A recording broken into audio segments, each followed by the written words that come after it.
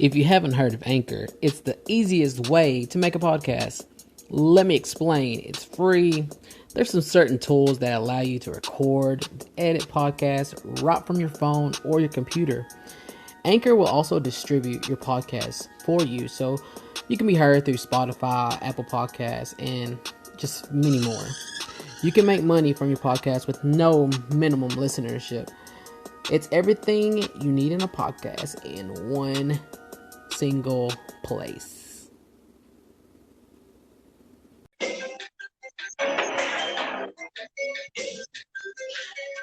Hello, this is the Sosa Show. You know what it is. If you hear the music already, it's because this is another episode of our kind of extraordinary ghosts, Bigfoot, all those other stories that we'll be having more of. Anyway, let's get to. We have Joshua back on the show again, as our last episode was a pretty big success. We also want to bring in Roman and his wife, Ashley. They're two of our guests also. Their encounters with ghosts or I don't know if there's had encounters, but somewhat of ghosts. But anyway, welcome to the show, you guys. I'm glad you're here. And Josh, I'm glad you're back too. Hey Noah, thanks for the invite again, man. Yeah. Roman, if you want to tell a little bit about yourself, you don't have to. Ashley, you can too. But we're fixing to do this show. Yeah, no problem. Hey, everybody, this is Roman. First time on the podcast, so we're just going to dive deep into a little bit of our history of what we experienced and everything. I'd like to also introduce my wife, Ashley. Hello, everyone. How are you? It will definitely be interesting for sure. Yeah. So, what have you guys experienced, or was it you, Ashley, or you, Roman? What do you about experienced in the past few years with encounters or stories? We've both have had a couple of instances. As like a young kid, right? I grew up in this house back home in a little small town in Texas, and we had lived in this house previously. The people that had owned the house before us, it was a couple and they had 3 kids. About a year or so after that, the guy had shot and killed himself in the back in the shed. So he was a cop. He had worked for the Lubbock Police Department at the time. And him and his wife were always in a fight. But when we had first moved in this house, my dad was constantly fixing it. We were fixing holes in the wall. We were fixing, he had ended up putting, what is that? Half wall, Trim? paneling. Yeah. Paneling. Trim panel. He had put paneling all around half the wall because he would throw her into the wall and she would go through the wall. So there were holes. Yeah. So the house, right? The house when we had moved in, it already had what I would call very negative energy. Weird things would happen in this house. Like as soon as he shot and killed himself, things changed in the home. It was very odd. And it was like little things like I couldn't keep my light bulbs in my room very long. They would just burn out within a day or two. So my dad was getting mad. My dad would get up in, he would check the electrical in it and everything was fine. Shortly after that, maybe a couple months after that, the water faucet would come on. So I'd get up in the middle of the night and I'd go turn the water faucet off. And at first I didn't really think anything of it. I thought, well, maybe, my mom and dad went in there and used the bathroom and just didn't forget to close it or, whatever. Yeah. So then it started happening almost every night. And when it started happening almost every night, I finally started telling my parents about it. And my parents were like, oh, you're just imagining things. Oh, it's just you sleepwalking, stuff like that. Typical parents. Don't worry about it. Everything's fine. But one night in our kitchen, we had this, it was kind of like a hallway kitchen is how I would describe it.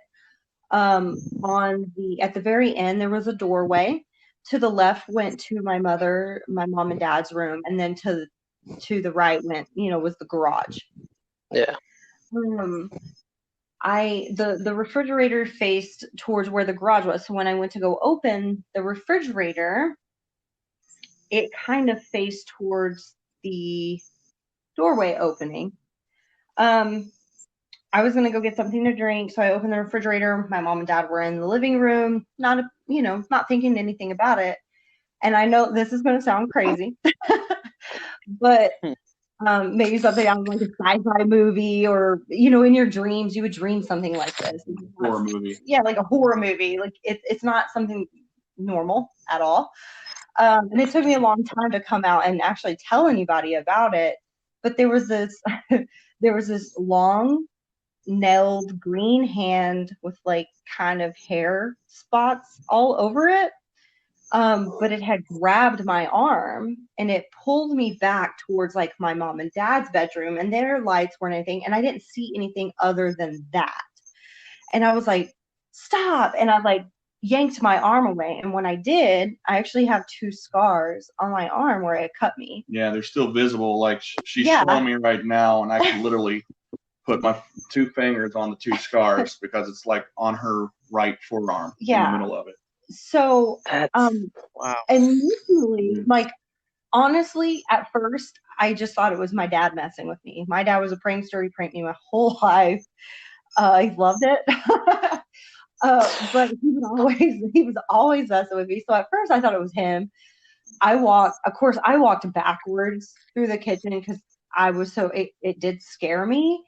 But when I looked over and I see my mom and dad still sitting in the living room, I just stared at them. I didn't know really what to say. And I finally told dad, I was like, there's somebody back there, because I was in shock. I didn't register what had just happened. It took me weeks to actually, in my own head, accept what really happened versus what my parents kept telling me what happened. So that was like one of my first real, I guess it would be an encounter. I wouldn't call that, I don't know what you would call it. I don't know if you would call it a demon or something like that, but it was scary. That is really crazy. Oh, go ahead. Go ahead. I'm sorry. No, I was going to tell you just real quick. It's kind of crazy you saying about the lights changing out the light bulbs all the time, and because they were constantly going out.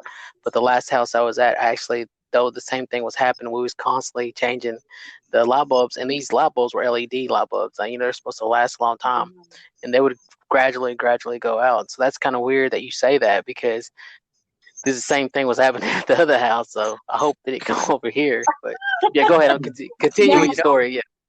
They say that the ghosts have to draw energy from somewhere. So, they always say, usually electricity, you may have EMF leakage in your house, and that's due to like maybe you got bad wiring, or it may be due to some kind of entity trying to manifest itself. It's drawing the energy.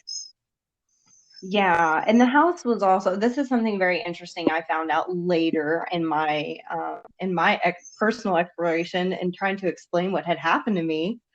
But I found out that a lot of the houses back home are built out of limestone, which is a perfect conductor for that. And that is something they believe back home to be an energy, like a source, another source for them to be able to manifest or to flow or to go. Right. Yeah. It's something like that. Yeah. They believe something like that. But yeah, I always attached, though, that negative energy, I would attach that to that man. I felt like whatever was probably going on inside of him, when he killed himself, maybe now that's what he has become. Okay, hold up. I hate to interrupt you like that, but when you started talking, I'm sorry, I'm not making this up either. I really not. But you started talking, and your voice in the bass sounded like a little blur in the bass, like he's talking like deep, like something was. No, I'm not making this up. This is crazy. But when you were saying that, when you were saying that, when you was telling that story, it was just right now, just not even. It's like I could hear a man like telling the story. Like talking, talk. You know what I mean? Does that make sense? Like a voiceover. That's crazy. Anyway, go ahead. But yeah, no, I always just I always felt like that man probably just that was something that was attached to him. So when they talk about demon possession and stuff like that, when they get into that, I always felt like maybe that was that explanation of maybe that was inside of him and now it's not, and he went back to the home of residency where he could And now draw it's that energy. looking for a new host.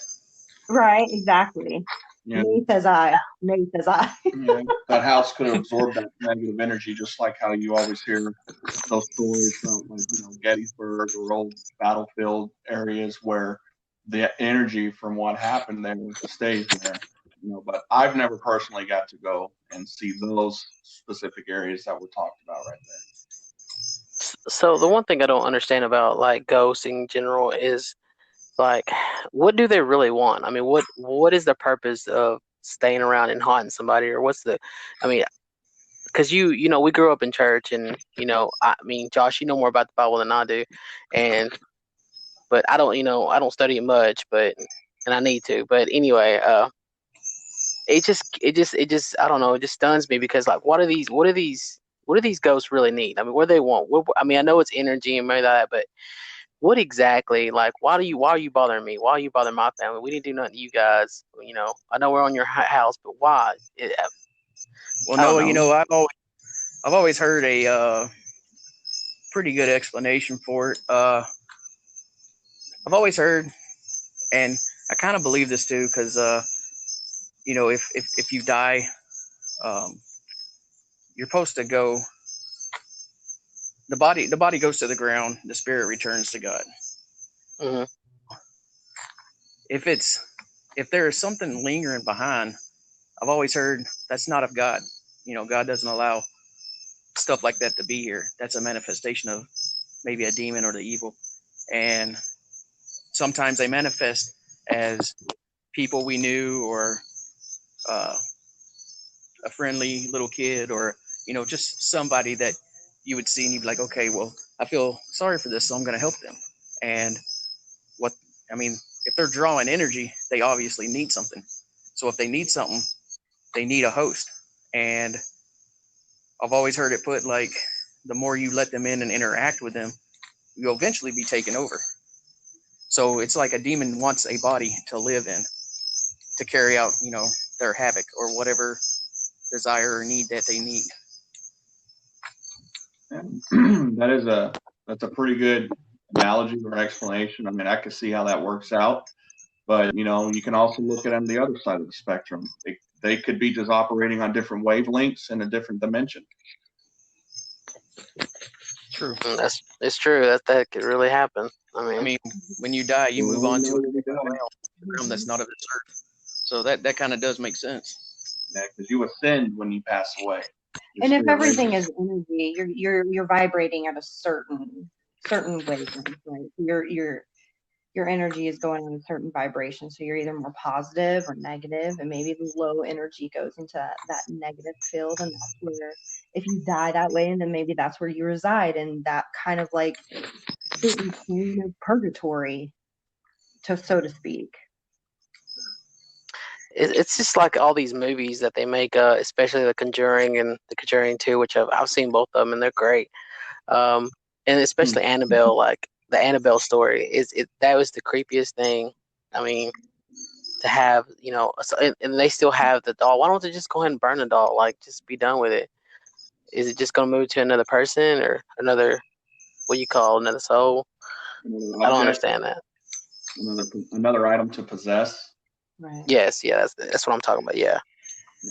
So I I don't mean, know. in the Bible, it talks about there was a story where Jesus was walking through the wilderness and came upon a man, and the man was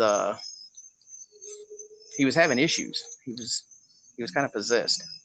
He wasn't kind of possessed. He was possessed, and there was more than just one of these entities in him. And when Jesus came up, Jesus spoke. All he had to do was speak. Be gone. Cast out. Well, the demons were so scared, of Jesus, that they begged him, please do not send us back to hell. let us take over these wild pigs. And so Jesus casted all these guys, demons out of this man into these pigs, and these pigs ran and jumped off a cliff and killed themselves.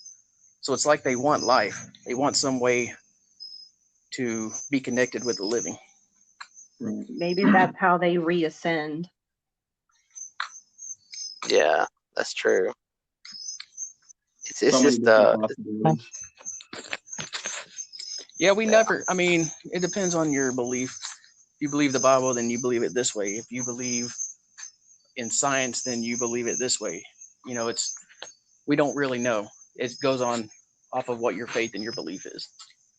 Right. Yeah. It really does. It just goes off. We got some more of these little nuggets of stories. I'll let Roman tell his. You want to tell yours? I can tell you one of mine that I had. So yeah. Go ahead. Let's hear it. Shipmate. So when I was this happened probably in 2005, 2006. I was stationed up in Washington State, and a couple of my buddies and I, when we were in the military, we decided that we wanted to go ghost hunting one night. And so we started looking at areas to see where we can go and find some ghosts to hunt. So we came across this old, very old graveyard. I don't want to misspeak and say how old it is because I honestly don't remember. But I've seen tombstones that had the 1800s on it. So to me, that's pretty old. And so for the more or less, we had an audio recording out there, and we set it on a tombstone. And then on the tombstone next to it, the one that was really old, we pulled out a Ouija board. And so we started trying to, play with the Ouija board. I was just there for the sheer entertainment and adventure of it, because at that point in time, ghosts to me, it wasn't one way or the other. I didn't really care. I was living in the moment, living for the now, not, trying to philosophize everything. But yeah. So we didn't really hear much while we were out there. We didn't see much. Everything seemed like a bust. And so we went ahead and decided we're just going to go back to base, because we were way out there by the Tacoma area. And we had to head back over into, the Puget Sound over in Bremerton.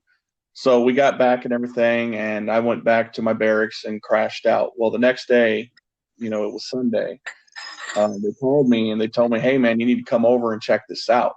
So I went over there and they let me hear the audio recording. And, it might sound crazy, but I actually, when I met Ashley, when she joined the Navy and she was part of my division and everything, and we were friends, I actually invited her over to my friend's house just to let her hear that recording because I told her I wasn't crazy and I wasn't making this up. And not that she didn't believe me, but I always have to give you proof in order for you to actually believe me, in my head.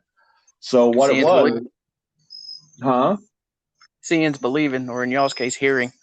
That is correct. Yeah, hearing is believing, because when I got over to the house, they put the audio recording, they gave it to me, and I put it to my ear, and I heard my friend talking, if there's anything out here right now, come up and talk to us through the Ouija board, and all I hear is a dog barking in the background.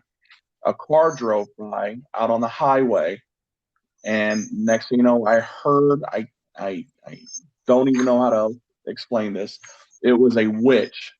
It was I'm saying that stereotypical, high-reaching laugh sound, but very demonic sounding at the same time. Like hearing that laugh, that laugh was the one that was going to hurt you. Like, okay, this person is like bent on something, because it was like a real Wicked Witch of the West type of laugh, but more serious and more mischievous and more like demonic sounding. And so it made the hair on my neck stand up. When I heard it, it freaked me out, because I was like, this is actual proof to let me know something else is out there, that this is not just it. And so when I started, hanging out with Ashley when she was over, I brought her over to my friend's house and I gave her the recording. I was like, listen to it, listen to all of it. And she heard it, and then she looked at me, and she was like, "Holy crap! I can't believe you guys actually caught this on audio." Yeah, it's crazy because you hear you do hear the dogs bark, you hear the car go by, and then all of a sudden the dogs just stop barking. Yeah. Like just Dead silent. just suddenly, and then you hear like the witch laugh, like that high cackle kind of, but malicious. And then all of a sudden the dogs start barking. And like after it's done, the dogs start barking again. Yeah, everything started back up. It was crazy. Yeah. That was my worst impression apparently of a witch laugh, but it's getting close to the Halloween season anyway, so might as well throw it out there. It's I'll forgive you this time. No, that's crazy. I've always heard the audio clips, people talking about the audio clip, talking about on TV, but a lot of that to me is just like made up. I don't really believe into it because you're not there, it's not television. But if something like that, it would really put get me in shock, man. I ain't gonna lie, I would freak out. Trust I get me, scared I love watching ghost stories and stuff like that, and Halloween is like literally my favorite holiday, and I just love the fall season. I love the whole winter solstice thing. I love it all, but to actually come and experience that yourself instead of just watching it on TV as a movie or a quote unquote reality TV, it really changes you. Like you start like, wow, this isn't fake. Maybe it is on TV, but what I experienced, I know this wasn't pre-planned. I know that this wasn't staged because everything just happened as it was. It was very crazy. That has to be that. Like I said, that's crazy. I mean, yeah, just thinking about it, a witch. Yeah, dude. We were in the middle of the dark. Like there was no lights, nothing. It was pitch black. We had a flashlight with us, and we started doing the seance. We're playing with the Ouija board. We turned everything off, and we had one light just flashing down on the board so we can actually see what was going on. Other than that, I wouldn't be able to tell if there was a bear 2 feet away from me unless it grunted. That's just one story. Gosh, y'all encountered a lot. Yeah. Surprisingly, we have. It's actually calmed down. What, the last 5 years? Well, yeah. So I kind of stopped practicing as much after I had my Practicing son. what? Well, I guess not really. I was never like a Wiccan, but I've always been fascinated with mediums and talking with the dead and working with energies. Right. Because I fully believe in energy. But so it's difficult to say really how that would go down. I don't know I guess what I would say is I don't know if I'm comfortable putting that out there yet. No, yeah, you don't have to. You don't have to. Just tell us one of the other stories. You'll be fine. Well, like after Roman and I actually had gotten together, and I was pregnant with our daughter, we had moved into this apartment. We were still in the military at the time, and one of our bedrooms, which is the bedroom we were going to put our daughter in, was extremely, extremely cold. And we were always kind of making little comments about it, like, why is this room cold? It's always cold in here, or whatever. But then one of Roman's friends came over, and we're like, yeah, man, like, I don't know, there's something in that room or something. Like, we were just telling him about it, but we were all like sitting in the living room, and in the living room you could face and see where the door was. And then all of a sudden the doorknob kind of like jiggled a little bit. Yeah, the doorknob started jiggling on the bedroom door. And all of us. Yeah, my friend didn't believe me that we were thinking that bedroom was haunted because it was in the middle of the winter. We had the heater on, and that room is ice cold. And so we were debating on maybe we should switch rooms with my other friend who was a roommate at the time but was on deployment. So we had all of his stuff in that room. Well, I was debating on just moving his room over to that one and then putting the crib and everything in his. but we didn't, because we eventually moved out of there. But my friend that was visiting us that night, we were telling him about how cold this room is, how I think that this room might be haunted or that this place is haunted. And he was like, doing that, that cliche, yeah, right, dude, whatever, I don't even want to be, hearing the crap that you're trying to shovel out right now. And then as soon as he said that, the doorknob, dude, literally started jiggling like real aggressively. And he kind of looked at me and he was like, someone's in there, isn't there? And I was like, let's go and look right now. And I got up, walked straight into that room. He followed behind me. I opened the door, flipped the light on, and the room is bare except a crib and its blanket and its little like spiral thing that makes the kids go to sleep. The mobile. Yeah, the mobile. So there was nothing in that room except that. I let him open the closet, and he was wanting to spend a night that night. So I was like, yeah, man, you can spend a night, whatever. He wound up sleeping on the floor in my bedroom because he got so dang scared of that apartment that he didn't want to be in the living room alone with that door facing him. Yeah. So yeah, it was pretty intense. That apartment was crazy. I had the one experience, the main experience that I had in that place when we really decided to move out of it was one night I was laying down, I was going to sleep, and I could hear somebody, I thought it was Roman, whispering in my ear. And I was like, quit. I'm going to go hit somebody on my left-hand side. But the thing is I sleep on the left-hand side of the bed, so there's nobody there. And so I like get up and I'm like, what's going on? And it was just really weird. And then all of a sudden I got this urge to call my dad. Now, my dad at the time, right, we were stationed in Washington. My dad was still back in Texas. So he was 2 hours ahead or 2 hours behind us or ahead of us. So it was 2 hours ahead of us. So it was like 3 o'clock his time. It was about 1 o'clock our time. And I called him and he answered the phone right away. And I was like, well, why are you awake right now? He goes, because there was this lady and she was talking in my ear. And oh my gosh, I didn't know what to say, but that really happened. That was that was probably one of the craziest, that's probably the craziest experience I've ever had, even versus the hand and all of that. I think that one right there really sold everything to me at that point. It was pretty wild. But yeah, I'd freak out. that apartment was filled with the crazy things. See, have y'all? Go ahead, Josh. I was just gonna say, have y'all ever had like you've been sleeping and then all of a sudden like something just manifests itself into your dream? Well, that's all the time for me. I don't even remember my dreams, so I couldn't even answer that. Well, I can't really. I don't know. Let me tell you my experience real quick with that. I was going to talk about it on the last podcast, but I figured I'd wait for this one since this is more of a ghost story kind of thing. No, you remember where Granny used to live out in the country? Yeah. Well, when they bought that land, me and her and Connie went out there and took a look at the place and just walked the fields.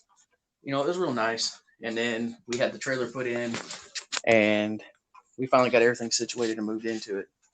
The first night that I slept in the back room before they added on the daycare, that used to be my bedroom.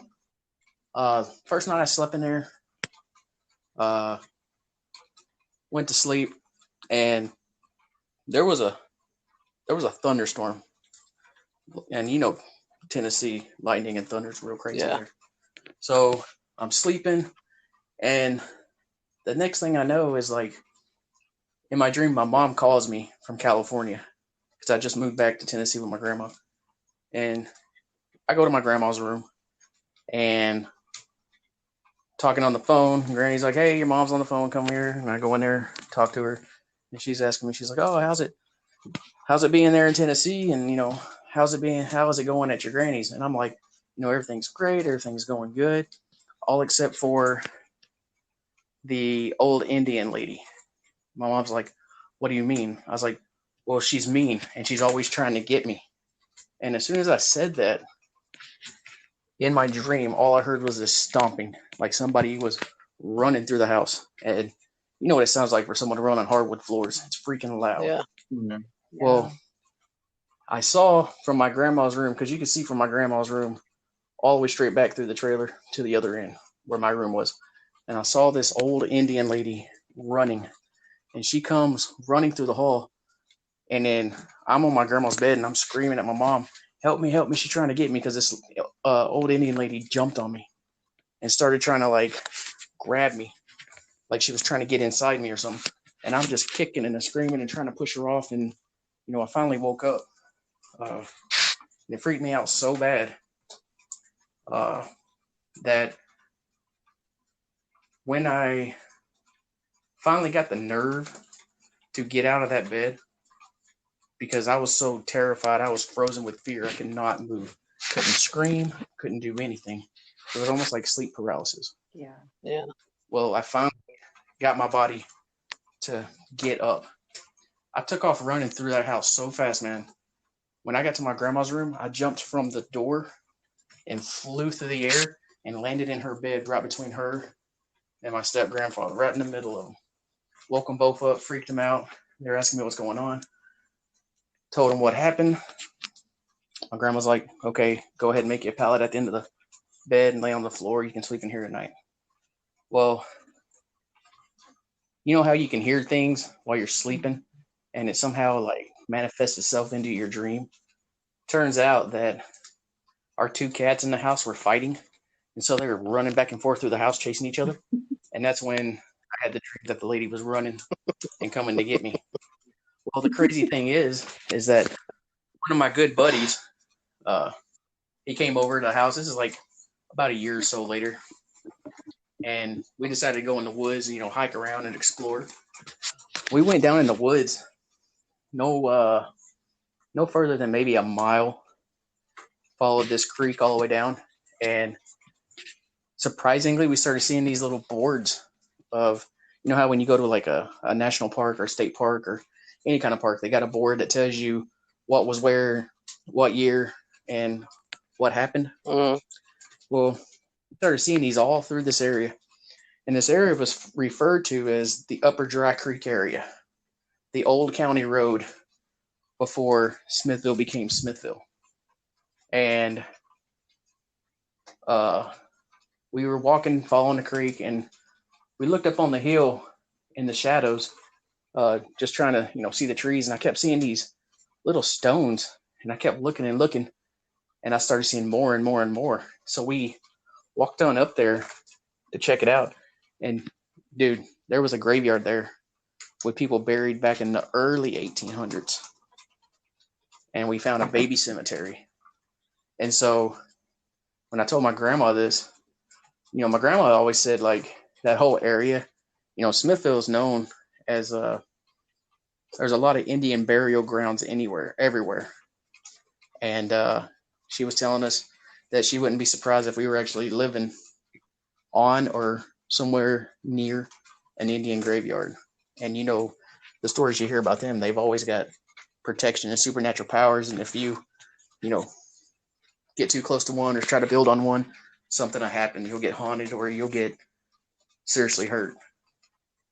But that was my experience. I experienced that a few more times, and then it finally went away. Dang. I mean, I'm not trying to be funny, but were those cats fighting? Dude, they were fighting. Them running through the house somehow incorporated into my dream, me hearing the stomping. I was so mad. Those damn cats. I'm telling you, dude. Throw them outside in the storm. Man, the thing about dreams is that very rarely do I have any serious scary dreams, and when I do, I try my best to pinch myself, to hurt myself in the dream, and just to wake up, because I cannot stand being in a scary dream. Because you ever come to a point where you're in a dream and you okay, you look around, you're like, this can't be real. I just finished kindergarten like 20 years ago. This is a dream. This ain't real.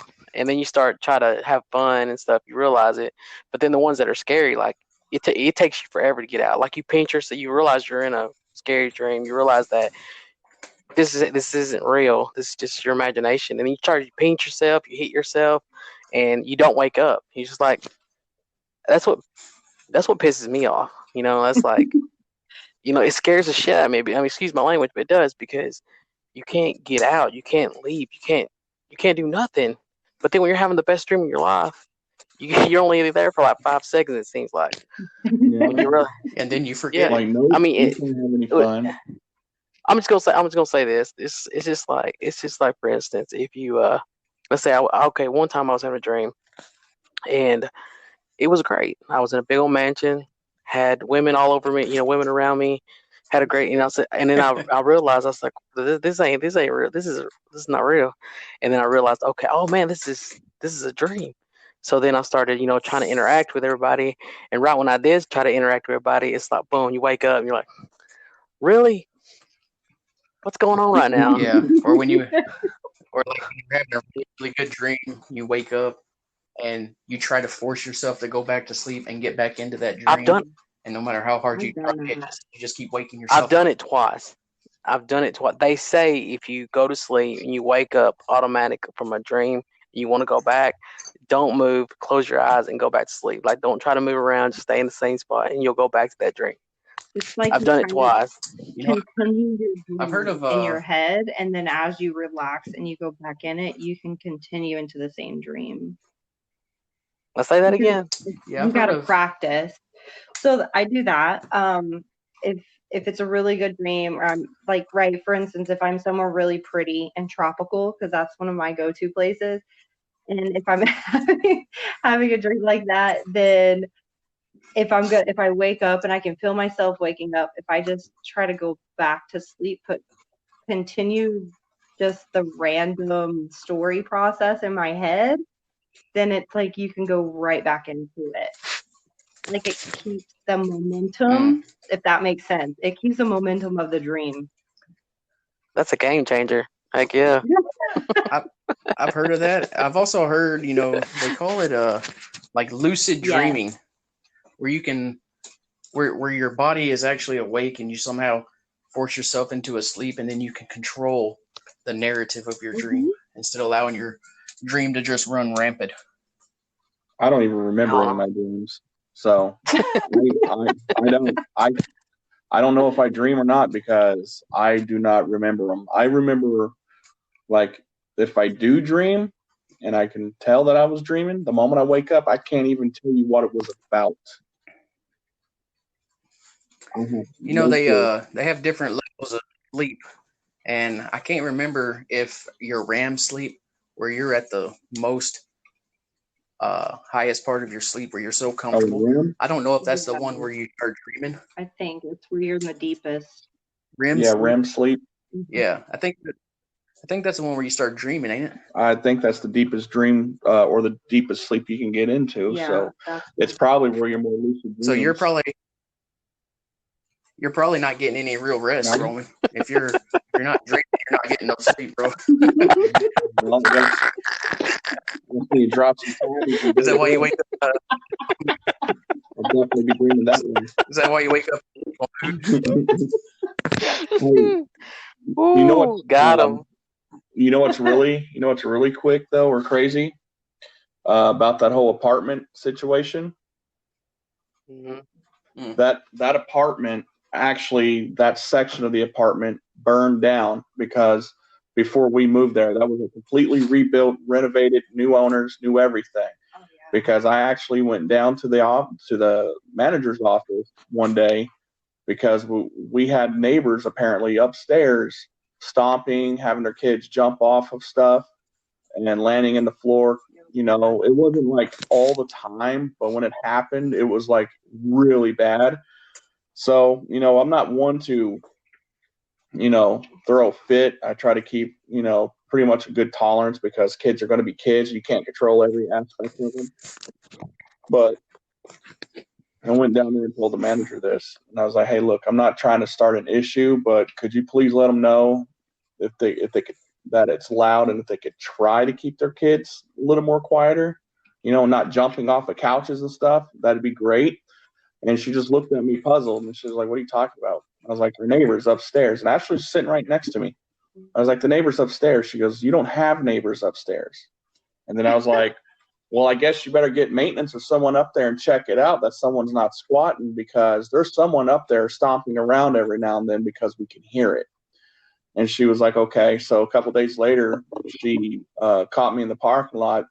And she was like, "Hey," she goes, "Yeah, there's no one up there. There's no signs of anyone squatting." She goes, "Are you sure you heard people stomping around?" I was like, "Yeah." And she goes, "You know what's funny is that this whole section of the building burned down some years back, and then my company bought this place and renovated and rebuilt and everything." So she goes, "I don't know if anyone lost their life, but that's kind of crazy that you're saying that there's stomping going on, and no one's above you."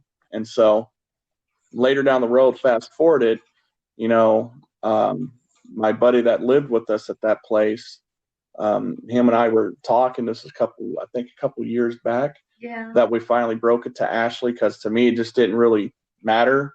But my friend had his Ouija board that we used to do seances with in the barrack almost every night, drinking beer and whiskey. See. And so I don't know if something followed us into the house or the apartment because of his Ouija board. But yeah, so I don't know if something followed us in or if that place was already pre-haunted because of the building situation or what it was. But there was always a very heavy and uneasy feeling, and it was always cold if you left that door open in that bedroom. All that cold air would come out into the living room. It was crazy. So that is really crazy. I would have left already. I would have packed up my stuff and left, found somewhere else. But that's just me. And I just want to ask you one question, Roman, and this goes to everybody: Roman, Ashley, and Josh. If you was, let's say you was to go to bed, and there you wake up in the middle of the night, and there's a ghost right at the edge of your bed, what are you doing? I probably What's your just next roll move? over, go back to sleep. Me? What about you? I would try to talk to it. What about you, Josh? I would be talking to it all right, but I'd be calling out in the name of Jesus. Be gone. You are not welcome here. No, the reason I just roll over and go to sleep because I can instantly determine if it's an actual person in the house or if it's probably something in my mind. So I'm gonna go right back to bed. I'm not dealing with it. I'm not going. Me personally, of course, I would tell Jesus too, like, "Hey, look, Lord, get him out." But I ain't gonna lie, I would probably, "Babe, wake up, babe, you gotta wake up, babe. What's going on right now?" And then she'd probably like, "Are you serious right now? You're the man of the house, you know." Dude, if I woke up, like, no kidding, this is what would happen. If I woke up and saw someone standing at the foot of my bed, I wouldn't think it was a ghost. I think it's an intruder. First thing I'm doing is I'm grabbing my gun because I keep it. Yeah, that's true. Determine if it's an actual person or a spirit. And if it's not an actual human, there's nothing I can do because the gun ain't gonna help. So I might as well go to sleep and then talk to Ashley about it in the morning. Yeah, don't leave me. You know, why you're asking that question, Noah? I had something like that actually happen to me Man, one don't time. say that. Roman, you remember when we used to live in the village apartments? Yeah. So I had the top bunk, and we had the master room because our parents was like, let's put the kids in the big room because they needed to play and blah blah blah. So sleeping on the top bunk, and at the foot of the bed, we had these posters that we hung on the wall. I forgot exactly what kind of poster this was. I swear that no, it wasn't no girl. It was like a car poster or something like that. At the foot of the bed, I swear I saw Mike standing there looking at this poster, like no more than like 2 feet from the wall, just standing there staring at it. And it kind of freaked me out at first. But as I sat there and stared at him, I want to say about 5-6 seconds went by, and he just, whatever it was, just kind of dissipated into the air and was gone. freaked me out. I thought it was Mike for real. Yeah. Man, don't be. Yeah, that's crazy, man.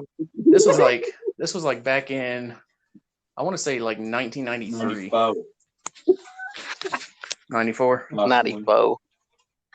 Back in See, 94. well, see, that's the thing, man. Like, I'm starting to get you're starting to tell all these stories about Smithville and Indians and all that. It's crazy because I've never heard anything about Smithville. As long as I lived here, I've never heard anything as far as like Indians, etc. Well, out there behind, you remember where the West School is? Yeah. Well, back behind that school, close to that creek down there was this big mound, and it was an Indian burial mound, and it was actually excavated, and they found Native American artifacts and skeletons, and the Smithsonian took it off. And then one of our buddies who lives back there in Dowtown, back up there in the holler, he actually dug out a cave that was on his property, and when he dug it out, found Indian skeletons and pottery and all kinds of stuff. And then he called one of his buddies. It was supposed to be his partner that he worked with. And what they wanted to do is they wanted to put it on display, kind of like a museum thing down there in Liberty. And he let them come and take it and, take it down there and put it on display. I think it was at the bank. I can't remember exactly where he said it was. This was back in the 70s. And then it was on display for like a little bit. And then all of a sudden the dude disappeared with all the artifacts. What? So I don't know if he sold it or took off. Probably sold it and took off. Right? Yeah, took off with all. Got the ticket and left. Shoot, got money in the bank. Dude's probably in Jamaica. I'm gonna show you what you think.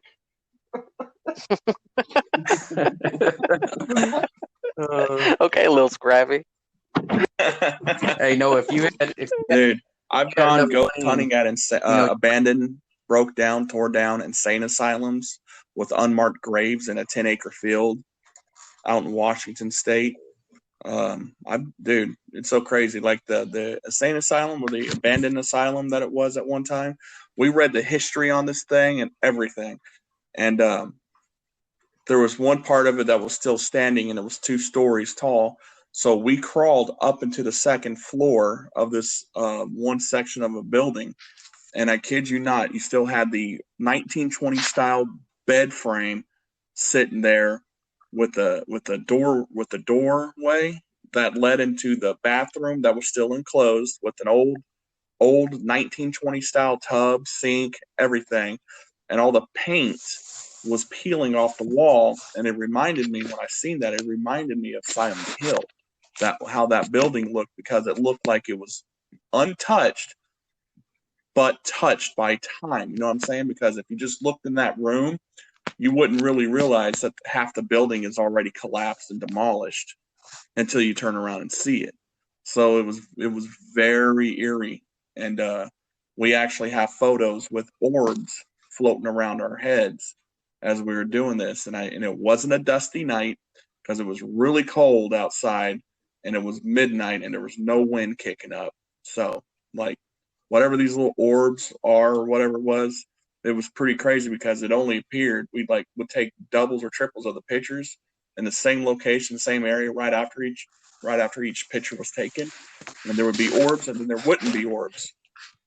So it wasn't like a consistent thing. So that's why I was like, I don't know if it was an actual orb or if it was just a dust particle that was just really close to the lens.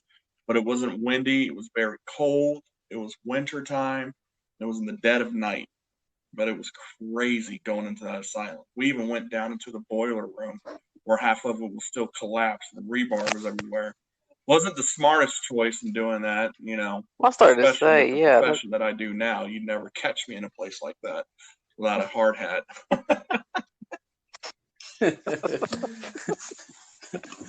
Dude, you safety man. You're like the Daredevil of ghosts or something, man, Roman. Because like I couldn't do that, man. I mean, I'm scared this is me, and I'm you know I'm a grown ass. Well, I'm not really. I'm a grown little man, but listen, but you won't see me if I go to your house, Rum. Let's say I go to your house, visit you, whatever, and you say, "Oh, this is my kid's room," and you got a 50 style, 40 style kind of atmosphere going on in that room. I'm out. I can't do that, man. I get freaked out, especially if you got a 50 style kind of thing going on in your house. It's done. I'm not even going inside your house today. Bring the food out here. Bring the drink out here. I'm good. You know. No, Let's meet at the hotel. Yeah, it was crazy, But dude. what I'm saying, yeah, but I'm saying though, stuff like that, man, really freaks me out and like really scares me. Like I think I'll die of, like a panic attack or something. Well, I mean, don't get me wrong. It was exciting, you really feel alive when you're in like situations like that or scenarios, or you're going out there, you're having an adventure, you're making memories, but you're also trying to connect with the other side in one way or another. So I mean, it's a memory that I'll have forever, even though I don't think anything happened while I was there, but I'll always remember it. That's true. You got a point there. That's a memory. Me personally, man, I'm telling you, like, if I went at someone like that and I just heard something drop or I'd be running, I'm out. I mean, I wouldn't even wait, man. Y'all can stay. I'm out. I ain't trying to do all that. Yeah. And that's just, All you gotta do is push the slowest person Yeah, down. just be faster Yeah. than the slowest one. Really, all you got to do. Shoot, dude, I got these little legs, dude. They'd be running. You sound like Stewie. Hey, on another little adventure, real quick. My first naval ship. I'm not gonna say the name of it, but first ship I was on. Yeah, I want to say we were at my third year of being in the Navy. We were doing for the first time burial at sea, and we didn't have caskets. We had urns, and so the family they're not allowed to be on the ship when we're doing burial at sea. So what they do is they record everything and then they send it back to the family. So basically, you get a couple of people out there standing in formation. They have the 21 gun salute. You have the officer, the khakis, the XO, the CO, doing their thing. It's an actual funeral. And what happened was they went to pour one of the urns out, and then all the remains blew back onto the ship. Out of all 6 of the urns, only one of the remains blew back on the ship. So we took that as a bad sign. The next thing I know is like 3 nights later, I want to say the 10 to 2 watch from 10 p.m. to 02 in the morning. My boatsmate of the watch says, "Hey, I'm going to go back to aft lookout and check on our watchstander, make sure he's all right." Well, he goes out into the middle of the night on top of the ship, walks back to the aft missile. Yeah, we hear you. He walks back to the aft missile deck, and he sees this guy standing there. Looks like he has a pea coat on. The long black jackets that the Navy has. He says, "Hey, how you doing?" And the guy looks at him and says, "Not too bad, not too bad." And he's just sitting there staring out at sea. Well, the boatswain of the watch takes like 2 steps, turns around because he realizes in his head that nobody's supposed to be up there. Turns around, sees the guy no longer standing there. It's like he disappeared. And he told me the next day, he's like, "Dude, where I saw this guy standing, and when I turned around, there was no way within 2 steps he could have made it to the ladder and got down to the next level on the ship, because he was about at least 20 feet away from that ladder." He said, "I would have heard the guy running, and I would have seen the guy moving." He's like, "There's no way. The guy just disappeared." And he said the crazy thing was he was wearing a pea coat, and he was wearing his Dixie cap, and he's just got his hands in his pocket staring out at sea. Well, when you're underway, you're not in your dress blues, so no one's wearing their pea coat and no one's wearing their Dixie cap. You're always wearing your coveralls. And from that point on, we had numerous of other people on the ship claim that they saw an entity at different aspects inside the ship. Dang, Crazy. that is crazy. And there's a lot of naval ships that are Yeah, haunted. the one especially here in. Go ahead. I'm just gonna say, especially here on the East Coast. I don't know about the West Coast, but there's a bunch with some crazy stories. I really don't want to get into those because That's another podcast. they're not good. They're really bad. Yeah. Dang, that is good. That is crazy. Yeah, the one ship. Sorry, man. Go ahead. No, so I said sorry. I was getting freaked out. My dog was walking on the house. I'm listen. Something. No, listen. I'm in the living room right now. To all my listeners, yeah, whatever. Listen, I'm in the living room, just laying here chilling, right? And I just heard my dog just go, and I was like, What's going on right now? Is the ghost in here, son? Anyway, go back to what you're saying, Roman. My bad. Oh no. The one ship that I would probably not ever volunteer to spend a night on, or not try to ever get orders to, would be the Cole. I hear that ship is extremely, extremely haunted. Yeah. Which one? Yeah. The Cole? I've been on the Cole. It's very sad. You can actually, you do feel an energy in the area that it happened, because where this bomb went off, it was the Mestex.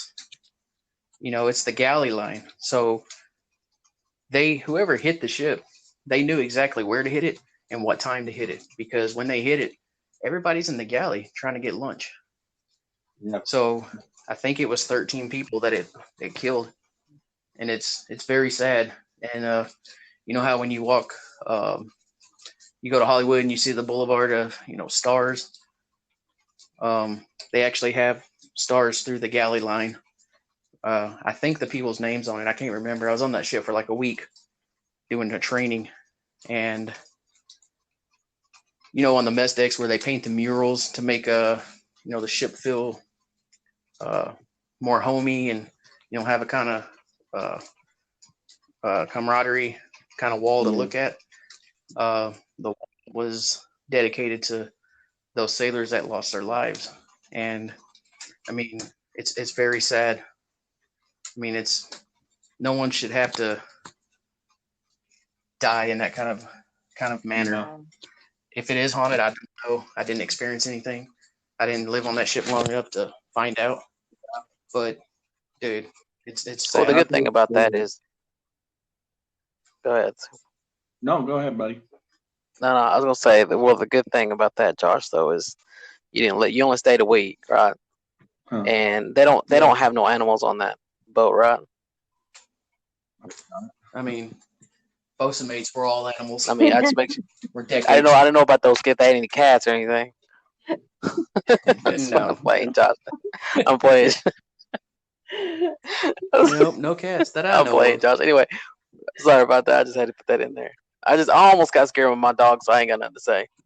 So I ain't gonna lie, man. It's like doom, doom, doom, doom, doom. I'm like, what the? I don't know. Hell no.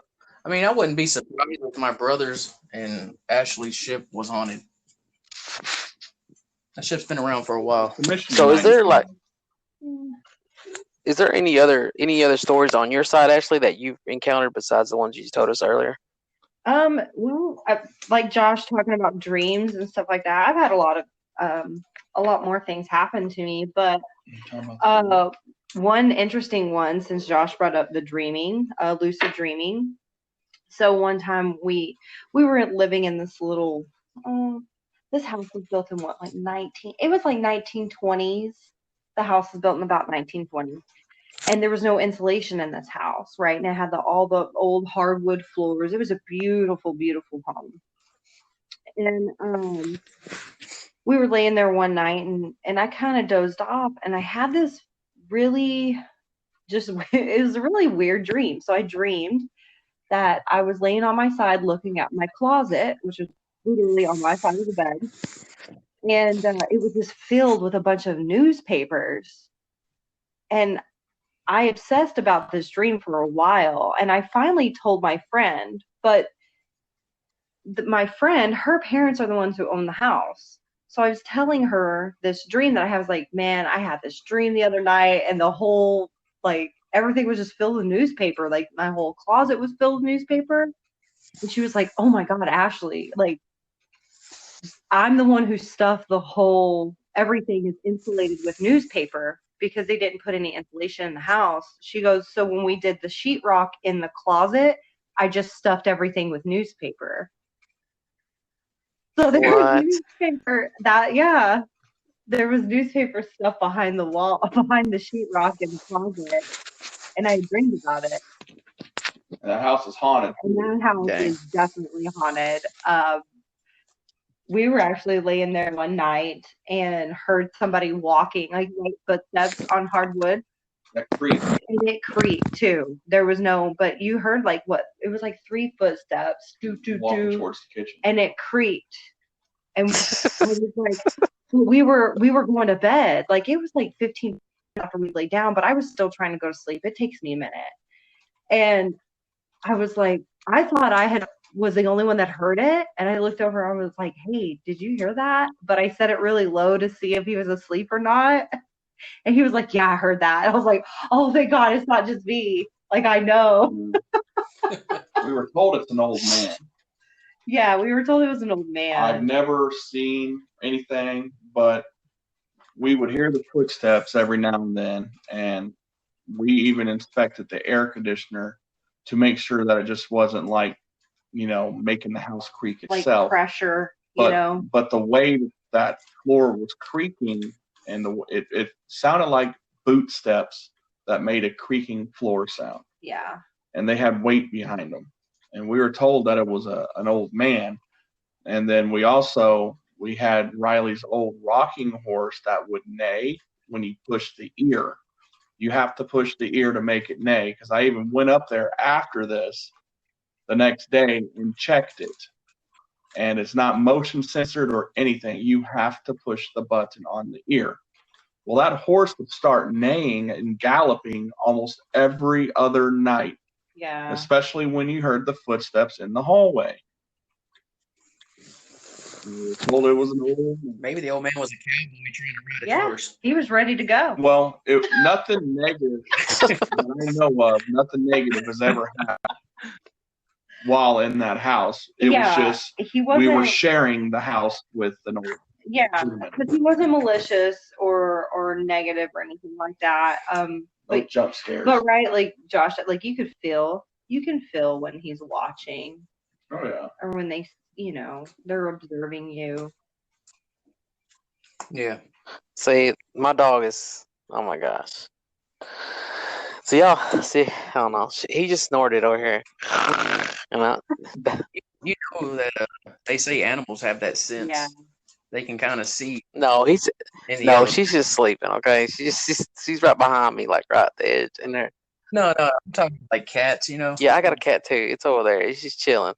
When they stare at nothing. That's probably what was going on. Maybe in my dream, those cats were running.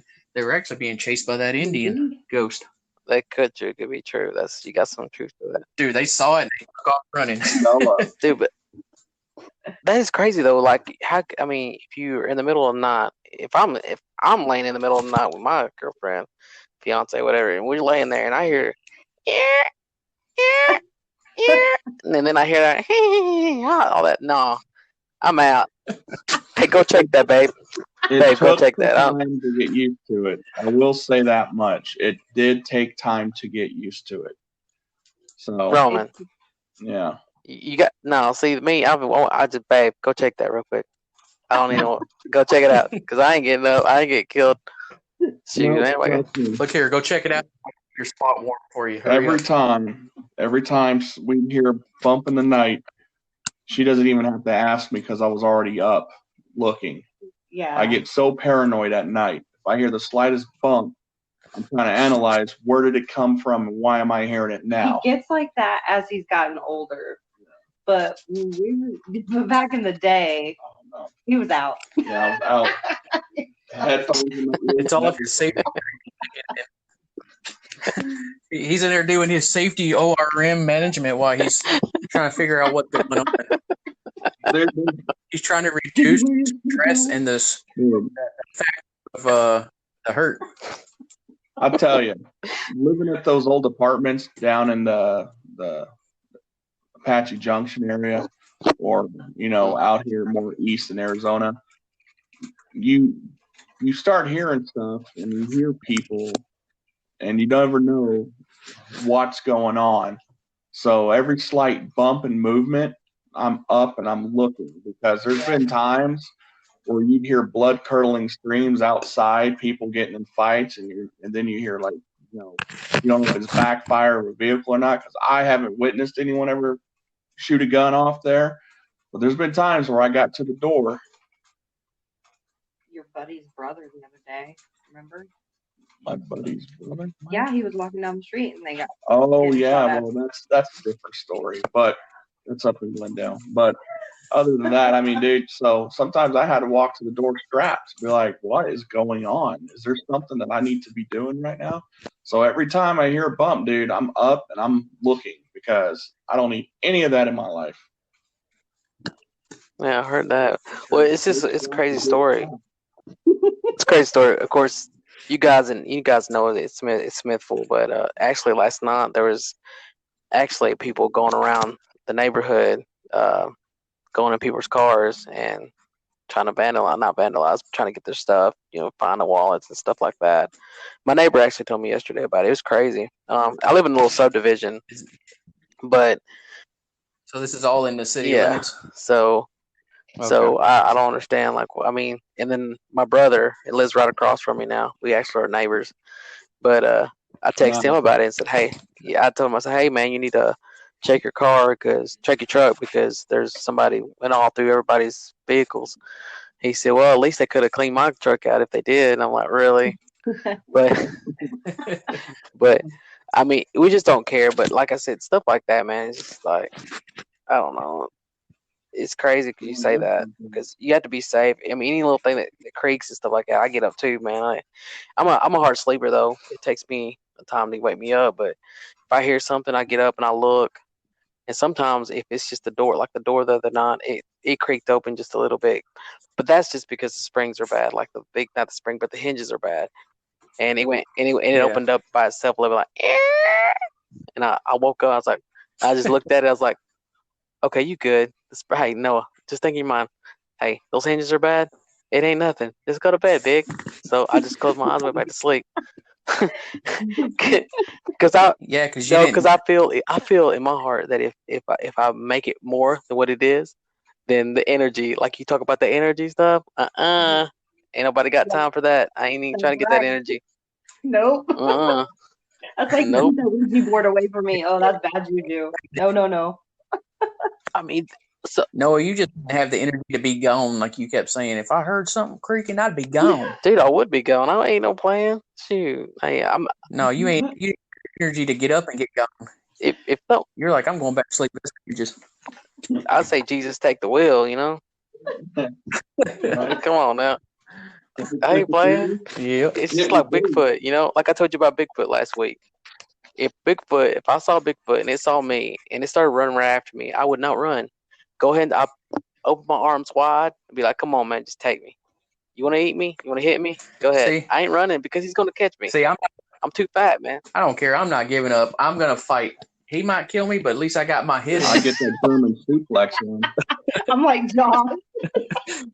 You're going to get a German suplex out of me. Dude, listen, I wasn't built for cardio. I'm going to fight you. I can't. Dude, when fight or flight kicks in on me, I don't know why, but I never have flight. I always have fight. Yeah.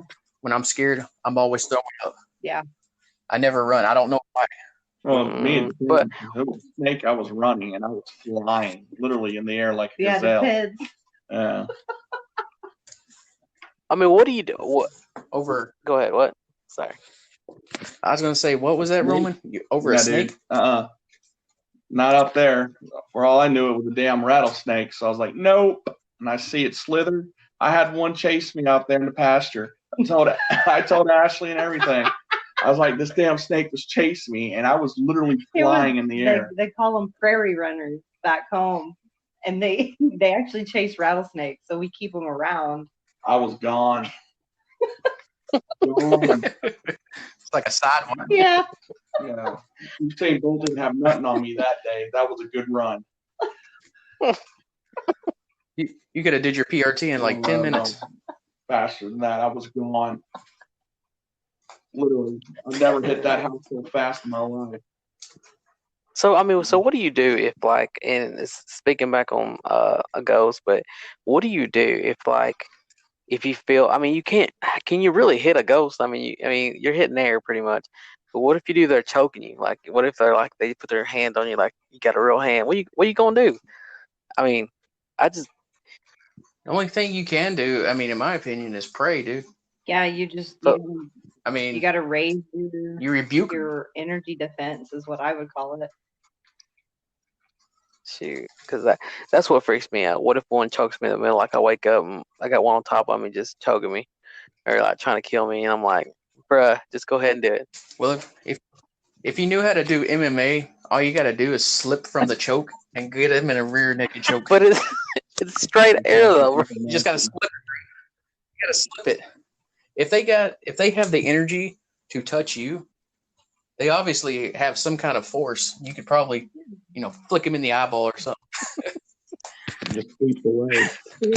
What do you? So what are we supposed to do? Sweep the leg. What are we supposed to do? Like Raiden? You just come out. Keep holding. No, the best move always is sweep the leg, Johnny. Sweep the leg, Johnny. What the? Put him in a body bag. The Karate Kid. Sweep the leg, Johnny.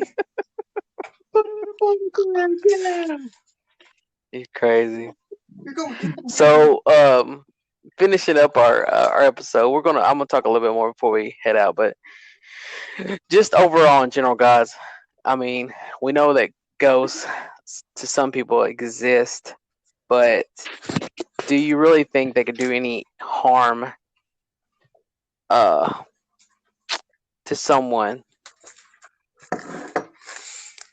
I think fear is a very strong sense or motivator, and the more fear you got, the more you will wind up hurt. Because people, when they have a lot of fear or they're really, really super scared, they do a lot of stupid things and they get hurt really easy. So I think it's the energy you're putting off. What about you, Roman? What do you think? He's just got to turn around and go back to sleep. That's the best idea at the moment. But no, honestly, if you go back and you listen to the stories that Ashley was telling when she was a child, I mean, her gas was on. You know what I'm saying? And her parents were both smokers. So, what if carbon monoxide didn't kill them, but lighting a cigarette did? You know what I'm saying? So, are ghosts dangerous? Yeah. I mean, why not? How could they not be? Because they can scare you. They can make things happen to harm you. Ashley's got 2 scars on her arm to show proof that something grabbed her that should have never been there. So, I mean, I think it just all depends, what the situation is. But the best way to ever get away from that is cleanse your house, sage your house. Yeah, I smudge my home. Yeah, keep crystals in there. Good energy sources. Good high energy. I smudge it. I do that. If they can manipulate the physical world, then they can manipulate you. There's all kinds of things they can do to you. And if you think about it, what is your spirit anyway? They link spirit and consciousness together through energy, and that's what we are, is spirit. So we could say that if they're not on the same playing field as far as that is concerned, just because you can't see them physically, doesn't mean that there is not still an energy battle you may have to fight. That's true. So I was fixing to ask some. I had a really good question. You got me so interested in that. So, crap. One of y'all talk about something because I gotta think about that again. Give me a second. Was it anything to do with the crystals? No, it was something. It's just a question in general. I was fixing to ask. I had it in my head. Just like she says, doing the sage or doing the crystals. A lot of people do like this lady that lives 2 streets down from where I live. She's an older lady. Her husband was real good friends with me, and he passed away about 2 years ago. So, I've been going down there and checking on her and, making sure everything's all right with her. And, she had a really hard life. Uh, I'm not going to get into it, but a lot of bad things. And then she found God. And then if you go to her house, uh, as soon as you walk in the door, if you look above, as soon as you step in the house, on her molding that's above the door, she has a prayer verse. I forgot which verse it is, but it's something about when Jesus knocks at the door. Right. And then through each room in her house, she has different prayer verses taped to the wall in her cabinets. When you open them up to get dishes, she has prayer verses taped to the wall.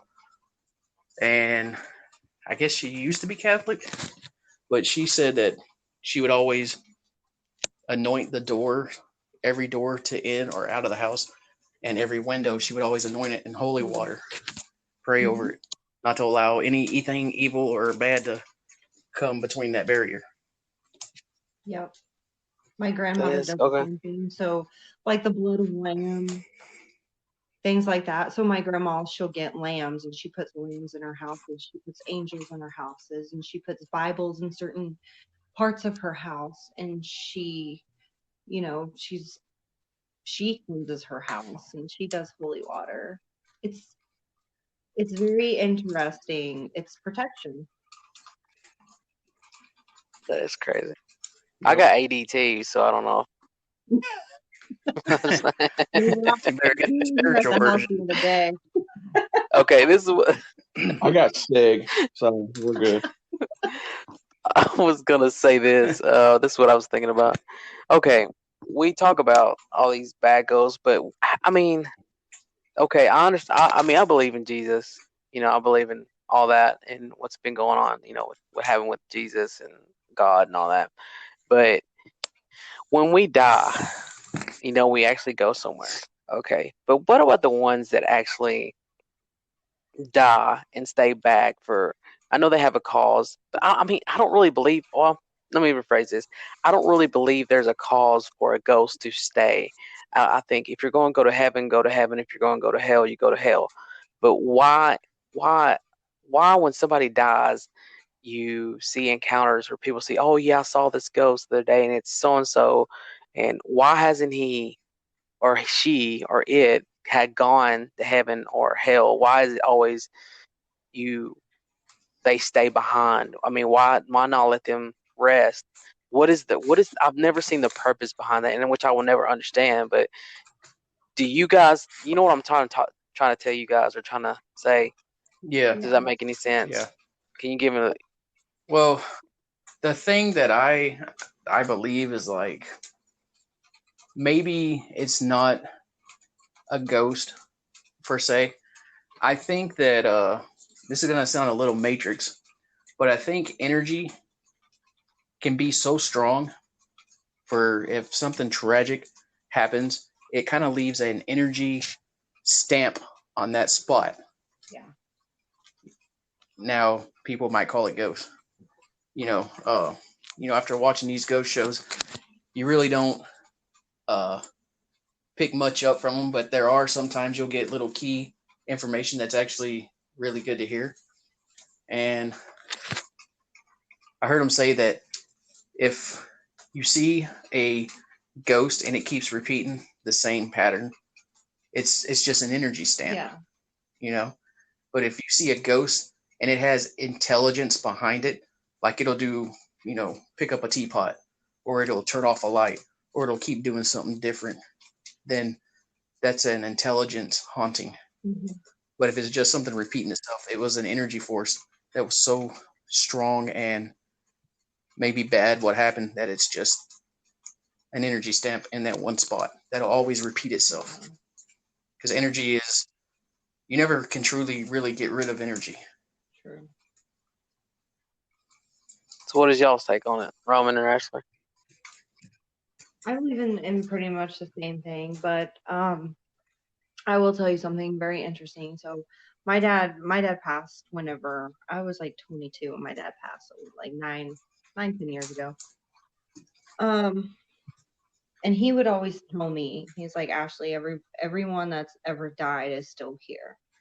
He goes, because I've seen them. So we had this instance with my dad where he had gotten sick and they took him to the doctor and they actually OD'd him on steroids. So when we had taken, they said he was fine. So when we take him home, he's taking his medicine and everything. And then all of a sudden he starts like hallucinating. We were going to go get gas and we were coming back. He was like, Ashley, what are all those people doing out there? And I kind of looked at him like, I was like, what people? Because, by the way, this is in my hometown with less than 1,800 people in it at the time. And it's like 10:30 at night. So nobody's out. Everybody's at home. And we're the only car on the road. And I just kind of looked at him. But the funny thing about that is he doesn't remember telling me that exact same thing when I was like 7, 8 years old. Because when I would tell him about my arm, he would tell me, Ashley, just remember that everything that's ever died is still here. Remember. And I never knew what he meant by that. But now that you say that, Noah, like you asked that question, I do almost believe in a judgment day. Christianity, they talk about, God coming back and judgment day and everybody, and not everybody, he takes the souls back to heaven and things like that. I don't know if maybe we're stuck in some sort of, I don't know, the physical plane, maybe. And then when we die, we can ascend into a different realm. But my thing is if that's the case, if everything is still here that's ever died, and we're energy at that point, can we go anywhere we want to go in space? Or are we stuck here on Earth in this one place? That's like where my head goes with it all. Yeah, because you got a point. Because like I know, Josh, you're reading to the Bible and you're really religious person, which nothing against it, but I'm saying like what you're saying. I feel like where you are stuck in a spot, and then when Judgment Day does come, it's like, okay, now you get the judgment.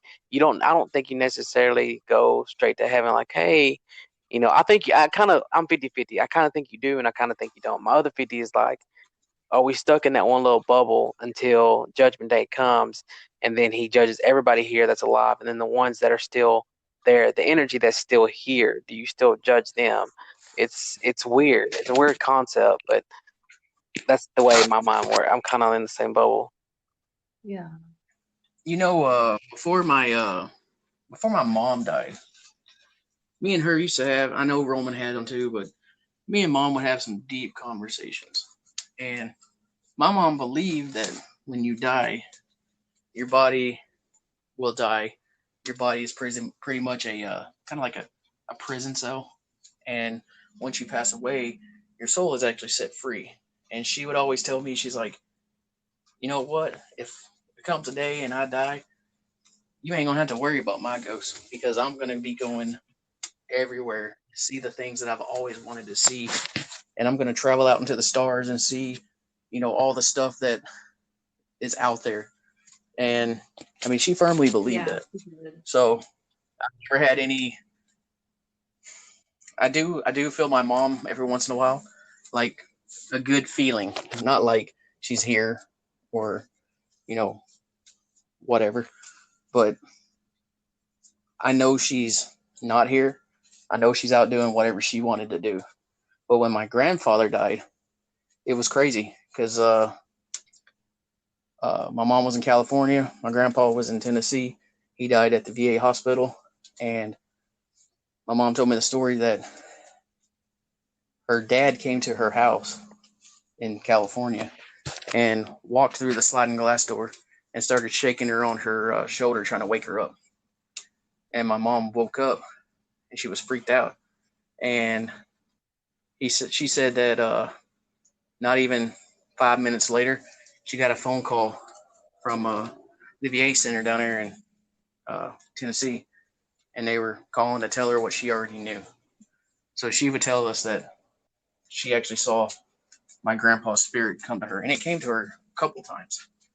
And one day she had to tell him, like, "Hey, everything's good. I'm okay. The kids are okay. Go do your thing. Go be where you need to be. Everything is fine." And she said after she did that, she could feel his presence leave because he was in a scared, sad, not knowing what was going on kind of state. She said that's how she felt when he was around. And when she told him this, it just lifted and it was gone. She never felt it again. Yeah. Wow. I Do you remember hearing anything like that, Yeah, Roman? she also told me about the one with Granny too. Yeah, I never heard that one. Yeah, they got into an argument. Well, go figure Yeah, that. but no, I don't know. It was. She said that she didn't know if it was a dream or if it really happened or whatnot, or if it was all, in the mind. But she Right. showed up, and it was at the house up in California mountains, and she said Mm-hmm. that basically, her and her mom, I guess it was nonverbal. It was all telepathy, between them two, because she said that she didn't talk to her, and she and her granny didn't talk back to her. It was all basically talking to each other in your mind.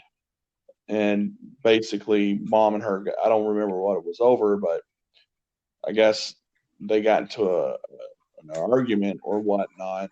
And then, like, about a day later or whatnot, that's when mom got the news, because I remember the night that we got the call. And she had a dream that night, she told me. And granny came back to her. And then basically, mom said what it was is that she had so much, she realized that it was like she had this anger still pent up from, her childhood or growing up or whatnot, that she refused to listen to Granny when Granny came to her the first time. And then when Granny came to her the second Yeah. time in that dream, mom actually was like, okay, I understand. And then they had their basically, they squashed it or whatnot, or became square. And then, Granny went her own way. That was the last time mom said she's ever had a dream of Granny. Dang. That's crazy. Yeah. That's some crazy. I tell y'all what, y'all guys had some crazy stories, and I mean, not they're not crazy, but they were really good. They're wild. wild, yeah, for sure. I mean, my mom had she always had a sixth sense about her. She could always feel things. Yeah. Now she wouldn't come out directly and tell me because she knew it would freak me out. But mom always had a way of seeing things or feeling things or stopping stuff from happening before it would happen. Yeah, she was very much like that. I mean, her and we talked a lot about it. We have some of our beliefs very similar. That's crazy. But anyway, guys, I'm gonna have to get off here and cut this episode short. We'll definitely have to do another episode of something else, or do another part 2 of Ghost. And that way we can extend this out a little bit longer, maybe. But guys, thank you for being on the show. Nice to meet you, Ashley, Roman. Good to hear from you again. Yeah, it's good talking to you again. Thanks for inviting us. Thank you for having us. Yeah, we'll definitely do it again with Dave because this is really, really, really interesting. And y'all have a good night, and Joshua, and I'll talk to you soon also. All right, Noah, man. Thanks for the invite again, brother. See y'all, guys. Yeah, This is the Sosa Show. Bye. Bye, everybody. Bye. This is the Sosa Show. We out.